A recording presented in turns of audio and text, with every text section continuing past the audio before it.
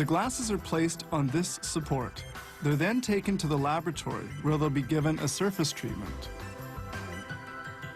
But before beginning the treatment, they're washed to eliminate any impurities and to assure that the coating treatment adheres well to the lens.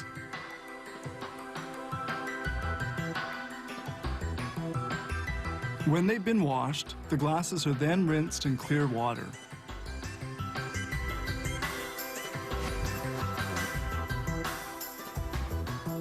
The glasses are now gently soaked in a chemical solution which prevents misting and scratching of the lens.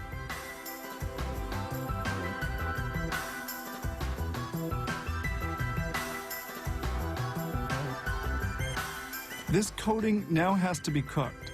They direct the glasses towards an oven heated to 120 degrees centigrade. The soaking and cooking processes vary between 30 minutes and 2 hours. Each pair of glasses is inspected to make sure there are no imperfections or distortions in the lenses.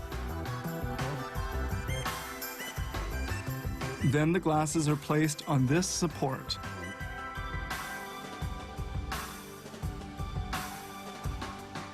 This milling machine automatically removes the last piece of polycarbonate. This one was left in place so that they could be able to handle the glasses without having to touch the lenses. At this stage of the production of the glasses, the nose piece is glued on.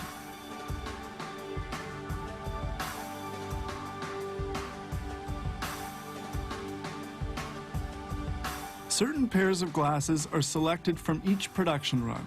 Here they evaluate the resistance of glasses to a racquetball hurled at them at 140 kilometers per hour. Here a hockey visor is tested against a puck traveling at 100 kilometers an hour. To conform to safety standards, the glasses must withstand these tests.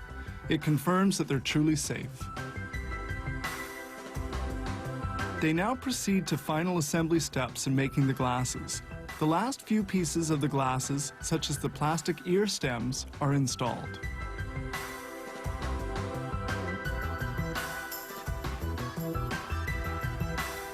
Now completed, the glasses are placed in cases. It's the final step in their fabrication. They make several types of safety glasses here: industrial, hockey and football visors, swimming goggles, racquetball glasses, and for other uses.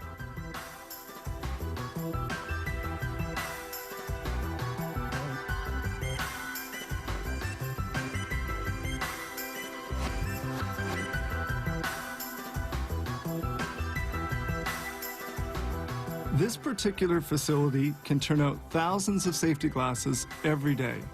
And the polycarbonate resin used to make those safety glasses could very well save your eyes one day.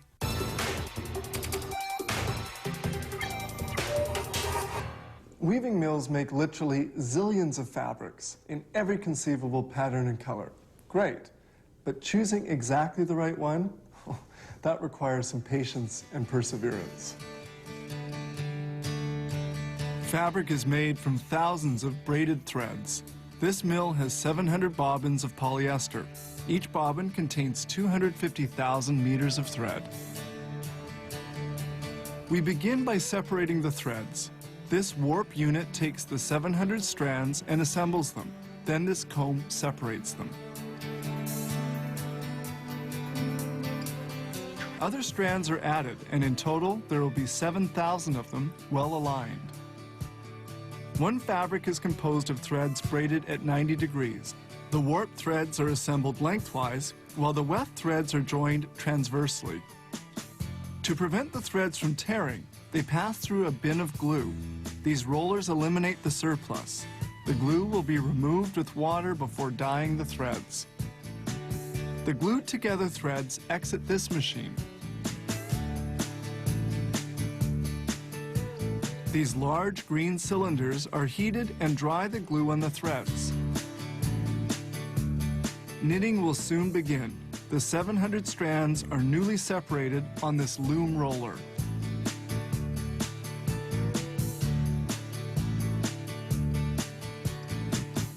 Each thread must pass through a blade to produce a specific design. This machine takes the 7,000 strands of thread one by one, and they pass through the blade. It's a highly precise operation.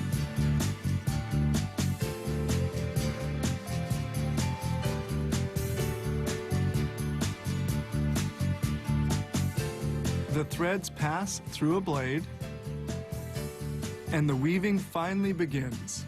On this Jacquard-type loom roller, the warp thread is inserted by a jet of air. The weaving machine assembles 2 loom rollers made of 7,000 strands. The fabric reaches a width of 3.65 meters. The dart threads are inserted into the weave. They insert 600 weft strands per minute. The blades remove the weft strands to insert the warp ones between the two. A comb pushes the weft. The plate of the breakage chain stops the machine should a thread break. This bobbin contains 250,000 meters of thread. That's 250 kilometers. The weft thread is in the insertion nozzle. When a weft is inserted, an air jet nudges it in. The loom roller operates at full tilt. It makes 600 thread intersections a minute. Weaving is now over. We move on to the following steps: washing and dyeing. Washing is done in a soapy solution at 80 degrees in a continuous manner at a speed of 60 meters of fabric a minute. The fabric is rinsed in clear water of about 30 degrees. Now it's on to dyeing. This is done with jets. Up to 12,000 meters of fabric are placed in clean water into which colorants have been added. The solution is heated and the fabric soaks here for about 6 hours. Then it will be rinsed in lukewarm water. The fabric is placed in a bin.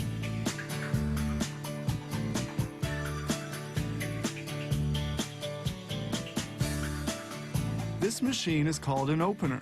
It unfolds and stretches the material before